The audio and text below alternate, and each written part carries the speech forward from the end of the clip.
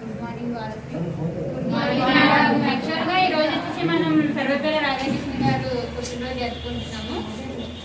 ఎందుకంటే ఆయన మన రాష్ట్రానికి రాష్ట్రపతిగా పనిచేశారు కదా. నెక్స్ట్ వచ్చేసి ఈయనకి బెస్ట్ టీచర్ అవార్డు ఎందుకు ఇచ్చారంటే ఒక స్టూడెంట్స్ని ఒక అభ్యుదయమైనటువంటి బాటలో పయనింపజేసేలా చేసి నెక్స్ట్ ఆయన మంచి విలువల్ని పిల్లలకి నేర్పించి ఒక ఉత్తమమైనటువంటి టీచర్గా ఆయన తయారవడం జరిగిందన్నమాట. సో దానికంటూ మనకు రాష్ట్ర ప్రభుత్వం ఏం చేసింది, తనకి ఒక ఉత్తమ టీచర్ అవార్డు ఇవ్వడం జరిగిందన్నమాట. అప్పటి నుంచి తను ఏం చేశారు, యాక్చువల్గా అయితే ప్రభుత్వం ఏం చేసిందంటే తిన యొక్క అంటే జన్మదినాన్ని సెలవుగా ప్రకటించడం జరిగింది. కానీ ఈయన ఏమన్నారంటే నా పుట్టినరోజు నాడు సెలవు ప్రకటించడం కరెక్ట్ కాదు, ఇంకా నా జన్మదినాన్నే